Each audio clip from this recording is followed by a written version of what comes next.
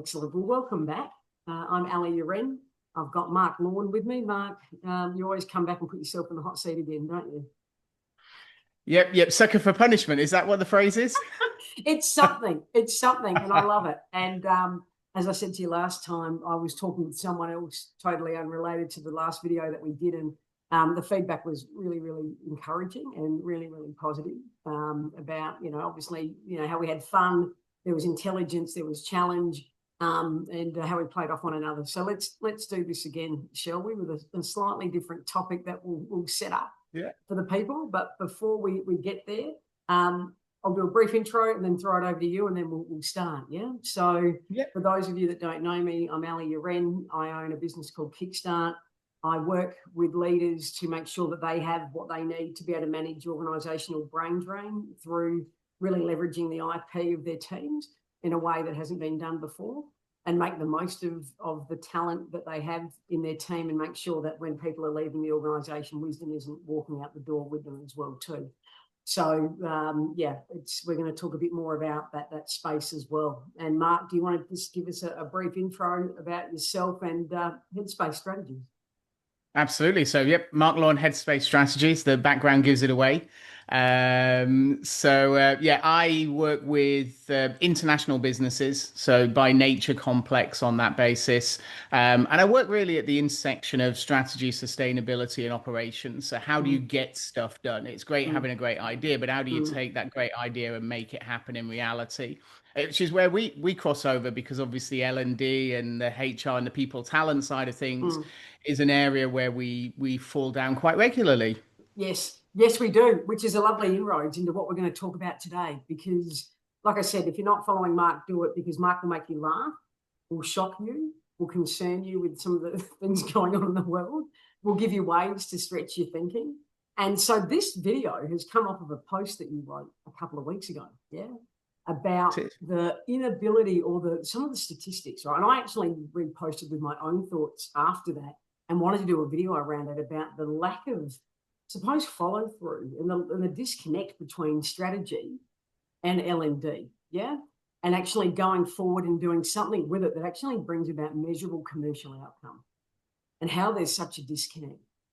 And I wanted to just dive deeper and spend, half an hour, maybe a little bit less, around some questions that have come off of that, and to start to allow the audience to think differently about when they're creating strategy.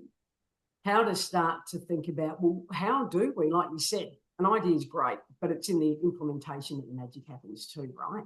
How do we move that through? So we're really going to look at today a lot of the, some of the roadblocks that get in the way of being able to take that. We're going to start too with a question that you proposed, which is really valuable, around what is the purpose of L&D too, right? Like, if we talk about it as part of strategy, what is the role of learning and development as well, ultimately, right? And I think there can be some interesting debate around that as well too. And we're going to talk about, if we want to remove roadblocks from, strategy helping drive an L&D actually also being a commercial business driver, as well as just a training function. How do we make that happen? So that's a nice general overview of what we're going to cover, in the time that we've got available. Yeah. So let's fire off. Let's do this, shall we? So in your opinion, what is the purpose of L&D, Marc? And I'll give you my own, but what is it for you when you're in your work? What is the purpose of L&D? How do you see it? Well, I'm going to start with one of those statistics. Let's start with one of Please, those. can you give me those? I thought, Yeah. give them to So me. the, Share one. so one I think, and when we talk about L&D and we don't necessarily give it the, let's call it, the commercial credibility it deserves. Excuse me. The reality is, so OECD has looked at the top 20 nations, so the G20 effectively, by GDP. Yeah, you can argue whether GDP is a great measure or what have you. But interestingly, one of their identifications was that around 1 in 3 employees is underutilized in an organization. Um, and most of that comes down to the skills and capabilities of leaders and managers. So I'm going to go a different place to the way that people great. would think. It's like, oh yeah, we're going to train everybody, because we tend to point the finger and say, well, everybody else is the issue, yeah, managers and leaders. But actually, if you don't like what you see, look in the mirror first, because that's the start point. So the OECD identified 1 in 3 employees was underutilized. Therefore, the leaders and managers weren't making the most of that. Put a number on that, okay? That number, $8.5 trillion a year. Yep. Yeah, trillion, Yeah, not billion, trillion. people, Okay, not so a B. that's basically Yes. that's almost 2 United Kingdom economies when you look at it in that way, of talent just sat around. And the reason I use the UK economy is actually, of the countries that they looked at, the UK is the worst, interestingly. So almost 40% of employees are underutilized versus Right. the skills that they have. Yet, guess what? We say, oh, we every strategy almost, we're missing the skills and capabilities, but we haven't empowered leaders and managers to be able to unearth them. Correct. They sort of run down that. We don't spend the time with people, etc. So L&D has a role on two sides of this. Yeah. The first one is the inevitable where most people go, which is, okay, I need to train a frontline Yes. staff member in Yes. call handling or whatever it happens to Yeah. be. But we're missing that piece around leadership and leadership development, and management development. And this is not just I went on the course and these are the 10 questions I ask or whatever it happens to be on that basis. It's really working with people in a more, I'm going to call it more in situ type Yes. situation, because that's where the real value's unlocked. Correct.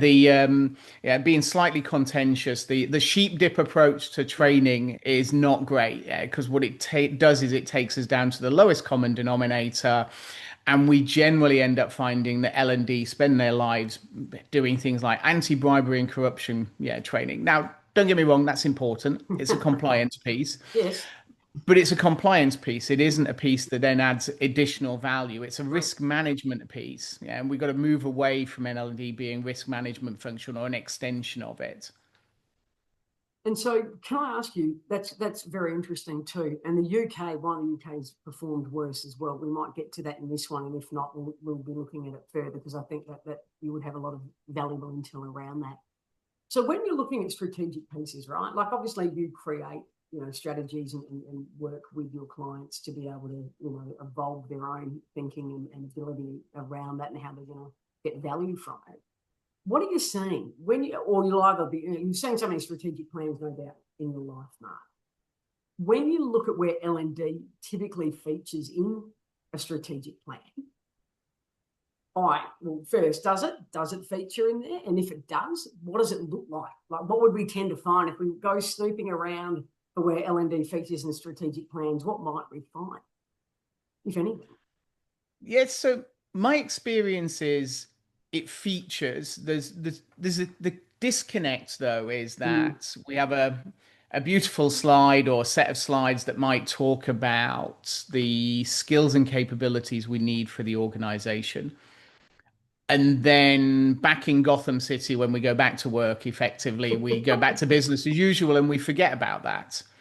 And so there's this disconnect between the change of behaviors, which is why I say L&D has a role and HR has a role in leadership and management.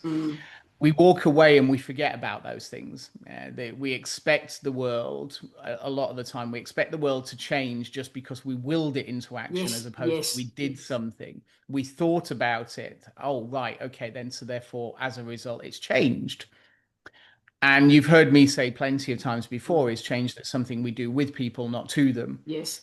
And that's the introspective view that leaders and managers need to have. And that's the role for me. HR all too often becomes a sort of run for cover when I say this. They become a bit of a service function in many respects. They do the will of others, instead of saying, well, they're a strategic part of the objectives that we're trying to achieve. Therefore, they need to take a lead on certain things. And so if they had to, so if we had to look at the disconnect between great intentions and maybe even referring to it in a strategic plan and then actually looking at those areas of gaps and then developing a plan that will actually, move the needle on it. Have you seen great examples of where organisations have been able to address that disconnect across different functions? And if you haven't, what would be your wish list? What could we start to do then? What would make the difference for organisations out there that were serious about doing that, Mark? Yeah, so I have seen great examples of it, where the work that an organization does really does change the dynamic. It does come down to the fact that, one, I think the organization needs to have a measure of what success looks like here. And one of the key changes there is that we need lead indicators, not just lag indicators, because lag indicators tend to be more P&L based. They tend to be financial by nature, and we're measuring outputs, not outcomes, as you've heard me talk about before. Yes. So the outcome element. So what is our talent pipeline looking like? We don't treat the succession planning, as an example, in the most serious way. We tend to see that as a tick box exercise. We'll go through it if we have it. You watch the eyes roll when somebody talks about the 9-box matrix, if you use that as a tool, for example. But the importance is really, really critical, because it buys us the time to think. We think it's an exercise that is, it's just an exercise in administrative duties, let's call it. I need to be able to have, Freddie needs to be put in a box. Sally needs to be put in a box. We need to understand we've gone through that. What we miss, and it's the bit that traps us in business as usual, is two things. I used to say that as a manager or a leader, my biggest failure is getting the white envelope or the email nowadays from somebody and not knowing it was coming. That's a complete failure in my mind of management and leadership, especially direct management. Yeah. If somebody in your team is looking to leave, you should know that. Even if it's just the behaviors and the actions, you should be able to pick up that something's changed and have a conversation. Now, there's nothing wrong with somebody wanting to leave. That's fine. Yeah. In actual fact, as a manager and leader, the counterintuitive, I would say our role is to help them leave. Because why? Because ultimately they're suffering a role as much as a role suffering them if they don't want to be there.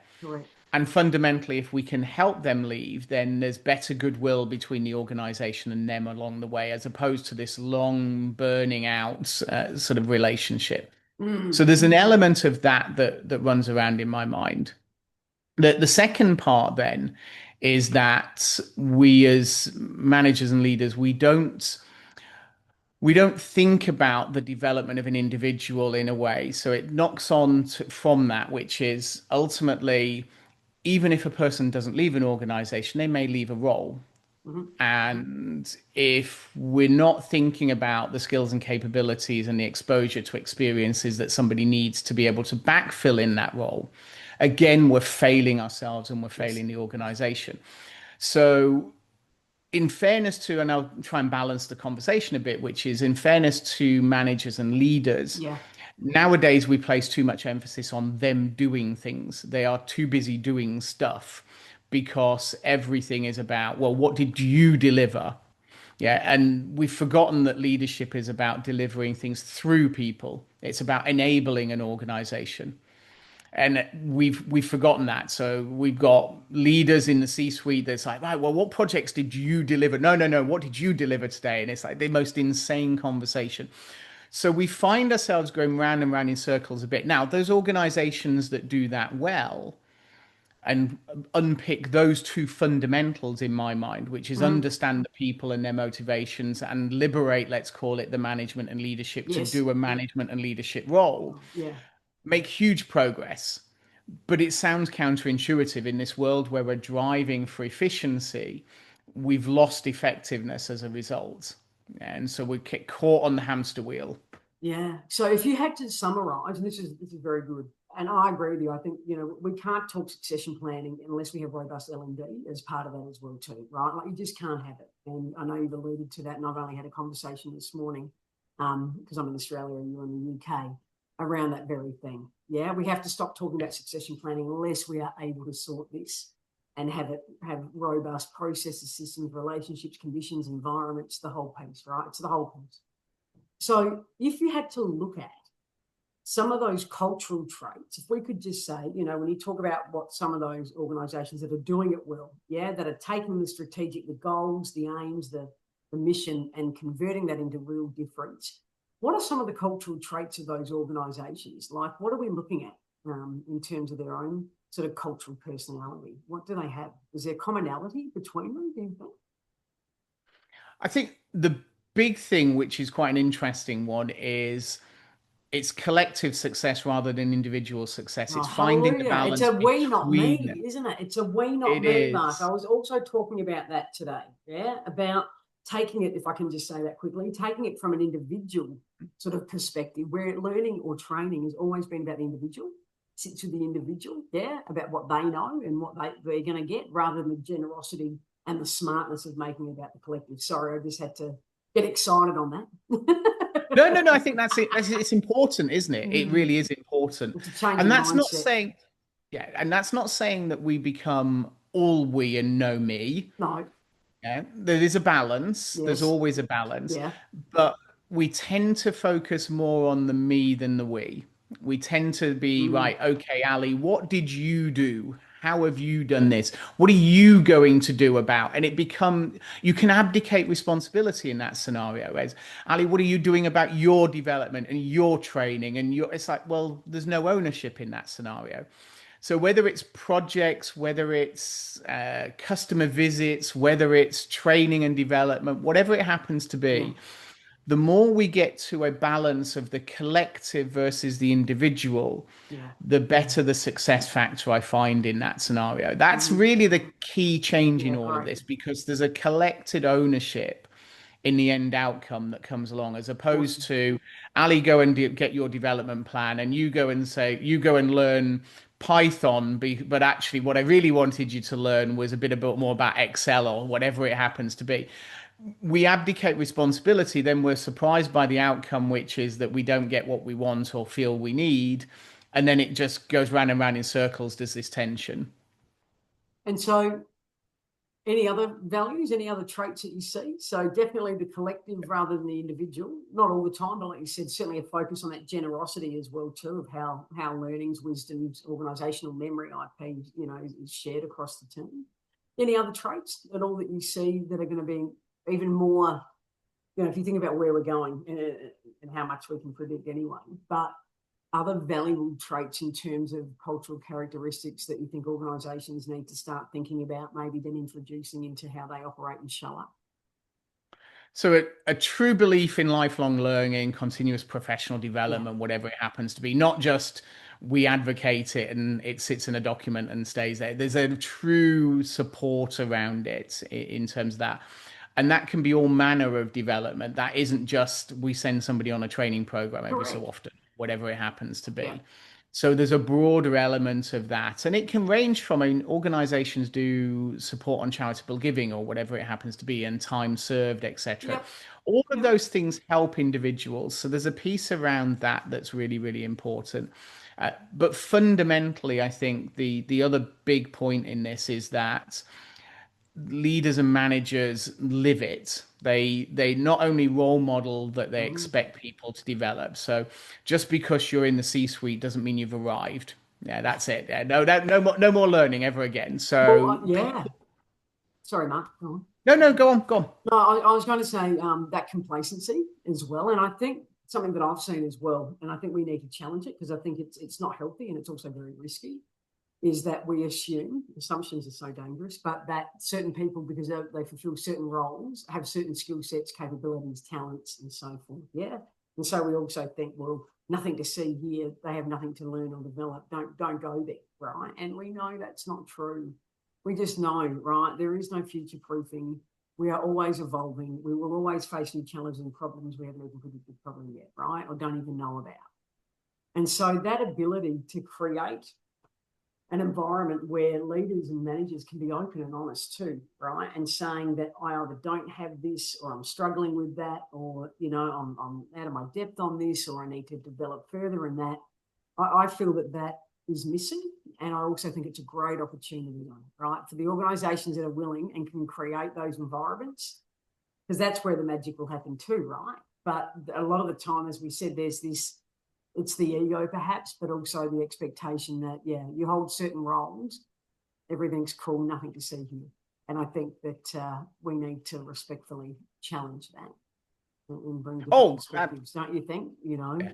No, absolutely, absolutely. I'm going to share with you a small anecdote. Give it to me, Mark. Come on, we love them. We love. I remember so company and people will remain anonymous to protect the innocent. Of course, always they are. We don't need any lawsuits. Go on. But what was fascinating was, this is going back probably, let's think now. This is probably going back 25-ish years. So this is the turn of the millennia, and tech was a classic. So we talked glibly, interestingly, almost in sort of this the C-suite about digital nomads and digital natives, and digital immigrants actually was another one. So we had all these different terms that were running around, and nobody really knew what they meant. Which was fascinating. So the C-suite would talk about these things, and they wouldn't necessarily know what they meant. But I remember being in a meeting, an exec team meeting. I wasn't in the exec team at the time, but I remember being in this meeting where one C-suite member turns to another C-suite member and says, "Can you help me? I can't figure out how to use my mouse," as an example. Okay. But that conversation happened in a darkened room away from, this was an executive team meeting where we're now discussing and analyzing the merits of how you use a mouse. All because we were effectively digital immigrants. It wasn't something we grew up with. And rather than go to the frontline IT support, this person was obviously so embarrassed that they literally waited for an exec team meeting before they asked that question. Interesting. There's a story. Fascinating, isn't it? Now, on the receiving end, this was the fascinating part, because this was the chief technology officer. On the receiving end of that, chief technology officer, in a throwaway comment at a coffee break, said something along the lines of, "What the effing hell do you think I'm here for? To fix your mouse issues?" So it was an interesting dynamic. So somebody was so embarrassed to ask the question, and somebody else was so highbrow that they shouldn't be asked the question.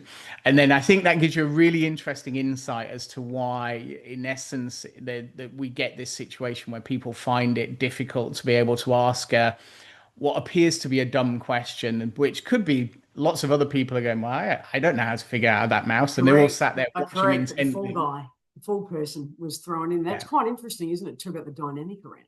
Yeah. Yes. So can I ask you a couple of questions I want to sort of tidy up on? It's never going to be our last conversation. But what if you could respectfully inform or enlighten C-suite, leaders who are working across strategy and people growth and commercial performance, what would be some of the self-limiting beliefs that you think we have, around the role of L&D and around people development, that you would respectfully ask people to think about, that you would ask people to challenge, particularly the decision makers, around the role of L&D? What are some of those self-limiting beliefs, Mark, that we have to get adult about and start pushing back on, do you think, and start challenging what we hold to be true? So I think firstly is we have more talent than we realize. So when we you and lovely Liz Ryder are bang on this, right? Shout out to Liz Ryder. We'll tag her in this as well. I know you both talk about that. Tell me a bit more about that.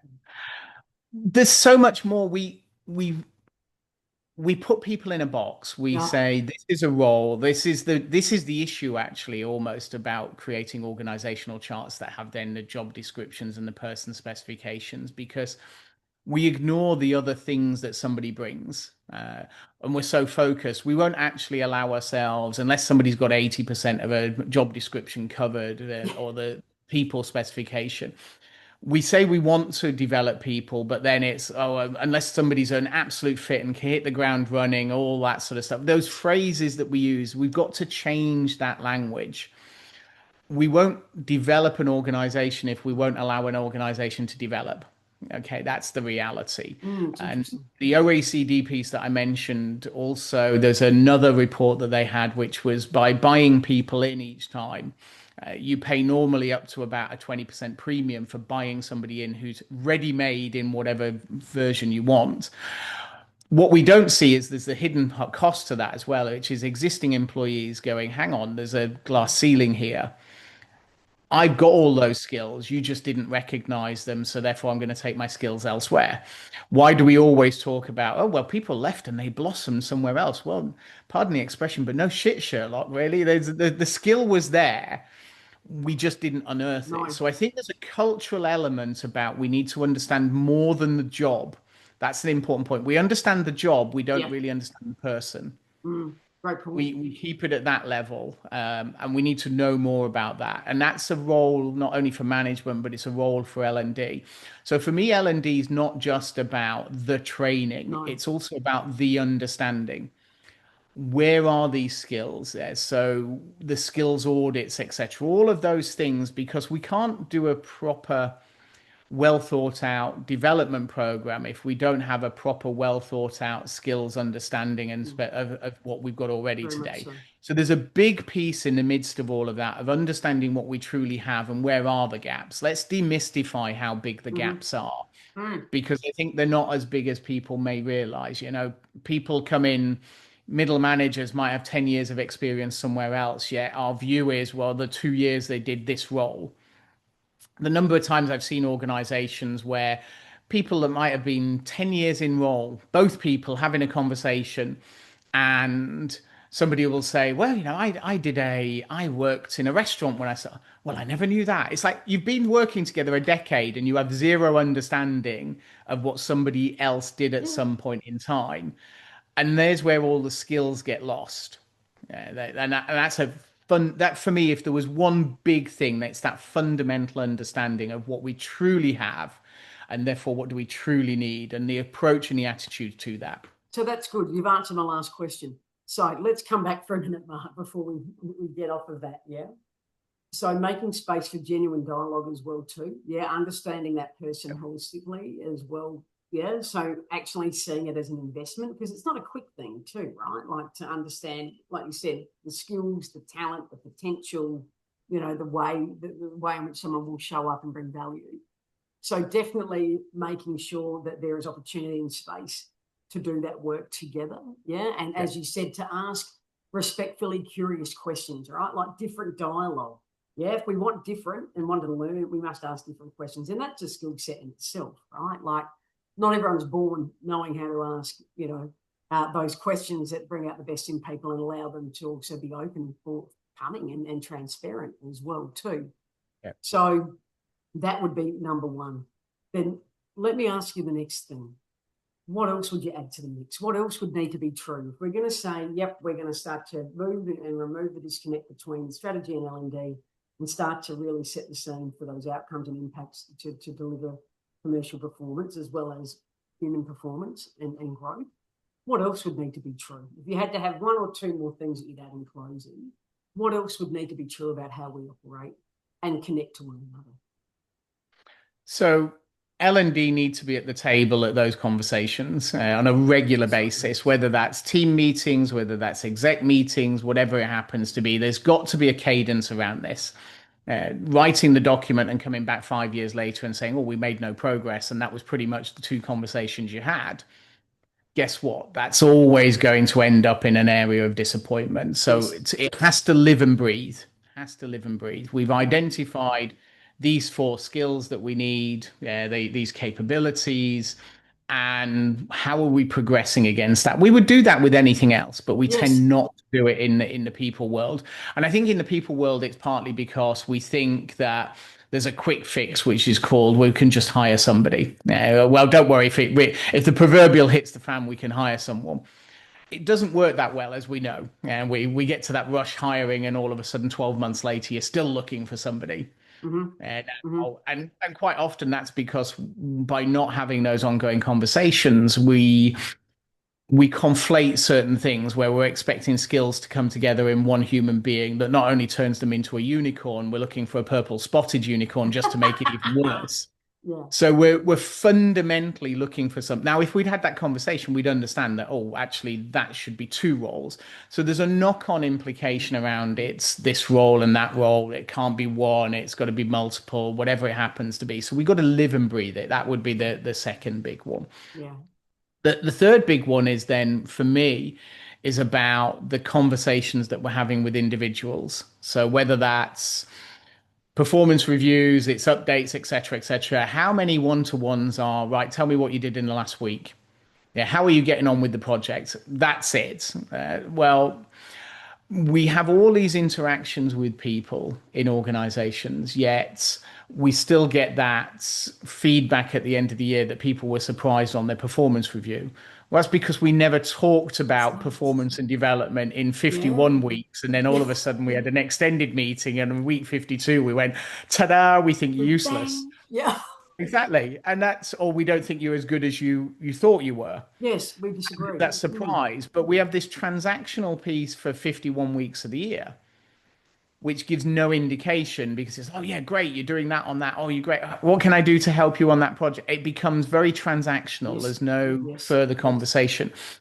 If we're going to engender in the organization a belief about the the strength of development, the importance of development, then those conversations as well need to happen. So it's all of those things, and it's really all about having the conversations on a frequency in the right audience, with the right audience in the right way. That's great. And I think for me too, I've talked a lot about the emerging skill sets that I'm seeing within leadership and management. And I believe certainly that the facilitator mindset and talent skill set is going to be critical.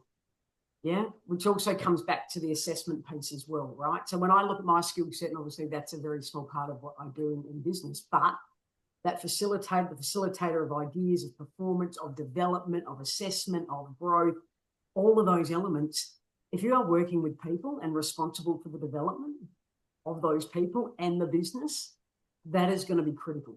And I think that we need to, I think we're not always, I don't think leadership development is always evolving in the spaces that it needs to. And I think today, Mark, and I want to thank you for joining me again. We've been going for nearly 40 minutes. It's quite unbelievable how time flies. And you're always gracious with your time, so I'm not going to keep you any longer. But I think you've given us some really insightful, practical, smart insights that I would like leaders of all leaders, not just of L&D, leaders across all different functions, to sit and reflect on what are we doing well, but where are the gaps? Where are the threats and risks that we can think about when we're creating this strategic plan? Where does people growth sit in it? Because it is a driver for business, and it's a marketing driver too, right? Like, it is a piece when done well. And like you said, it can be a differentiator in terms of how brands are perceived in the market and how they can actually attract talent. And that's a whole other area of my work that I'd love to look at unpacking with you too. And I think we underestimate it because, once again, we're putting it in a very small, neat box that just isn't relevant anymore and doesn't even exist like that, right? So I'm always excited to talk with you. I'm always learning. I'm always, excited about your own insights too, Mark, and want to thank you for joining me today. And I know that off of this, there's going to be other things that will come from it. But I want people to think about what they're doing at the moment that is leading to those roadblocks that can be easily removed. They can be, right? There's ways to be able to do this, right? And it doesn't need to be expensive, but to continue on the same path is expensive. Yeah, it is costly.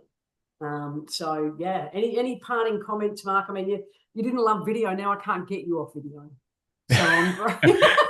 Well, I'm not sure I'm still a lover of video. Look, no one's going to love it, but you're here, and I'm grateful because I know that people get a lot of value, and I get a lot of value, and I think we need to start having these conversations and going to different places as well too.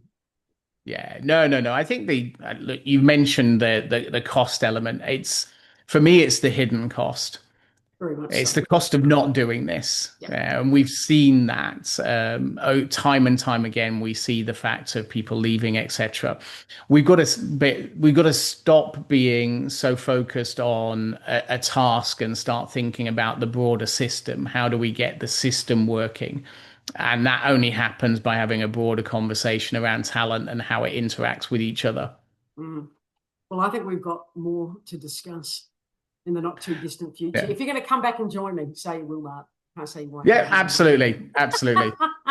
Thank you, Mark. Thanks so much for joining me, and everyone else. Thank you. We look forward to catching up with you again. Thank you. Brilliant. Thanks for having me. Thank you, Mark.